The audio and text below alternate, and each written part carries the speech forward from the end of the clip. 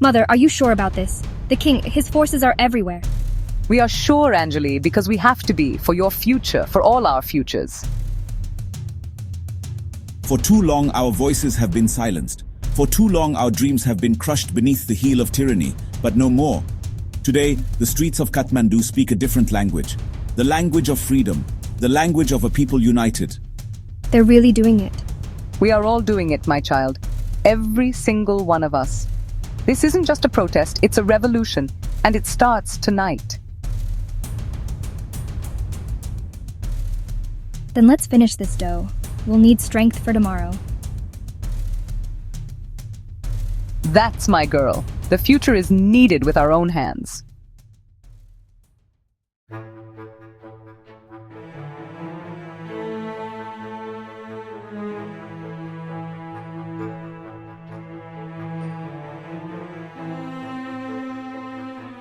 For decades, the people of Nepal lived under the heavy hand of a monarchical system, one that increasingly stifled their voices, their freedoms, and their aspirations.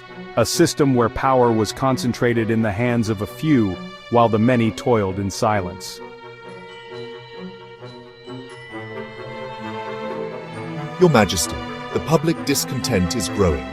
The Maoist insurgency in the rural areas is gaining traction, and the mainstream political parties are forming alliances against the absolute monarchy.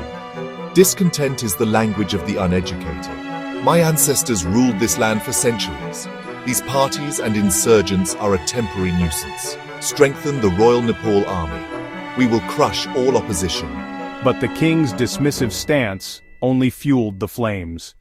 The Maoist rebels, who had been fighting a decade-long civil war, found common ground with the democratic parties. This unlikely alliance would prove to be the monarchy's undoing. Our common enemy is the autocratic monarchy.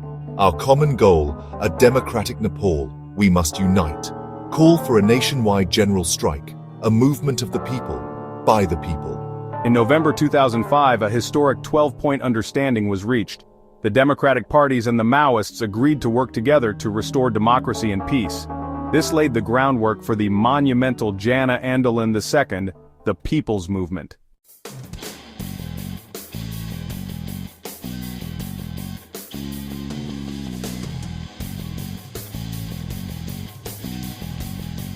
They thought we would break. They thought we would tire. But Nepal will not yield. Not today. Not ever. April 2006. The call for a nationwide strike intensified into an indefinite general strike. Thousands, then tens of thousands, then hundreds of thousands poured into the streets of Kathmandu and other cities. They braved curfews, police brutality, and government crackdowns.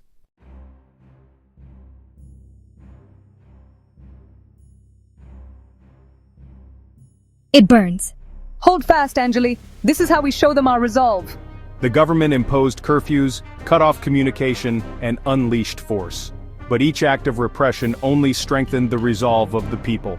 Doctors treated the injured on the streets, students became strategists, and ordinary citizens became heroes.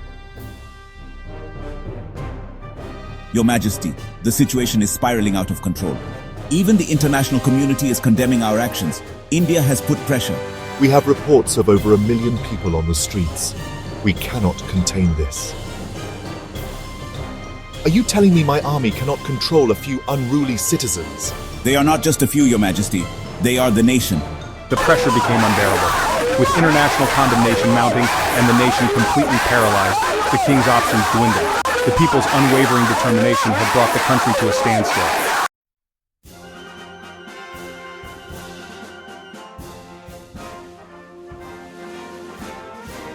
And in a historic address to the nation, King Gyanendra has announced his decision to reinstate the dissolved House of Representatives and hand over state power to the people's representatives.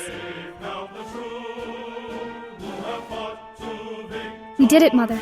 We actually did it. Yes, my love, we did. The sun has risen on a new Nepal. The king's concession was a monumental victory for the Nepali people.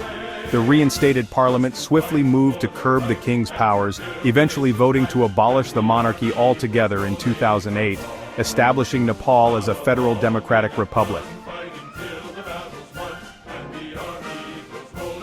From the streets of Kathmandu, through sacrifice and unwavering resolve, the people of Nepal redefined their destiny. They proved that even against the might of an absolute monarchy, the power of a united people demanding their rights is ultimately insurmountable. Their revolution was not just about changing a government, it was about reclaiming their nation, their voice, and their future. A true triumph of democracy,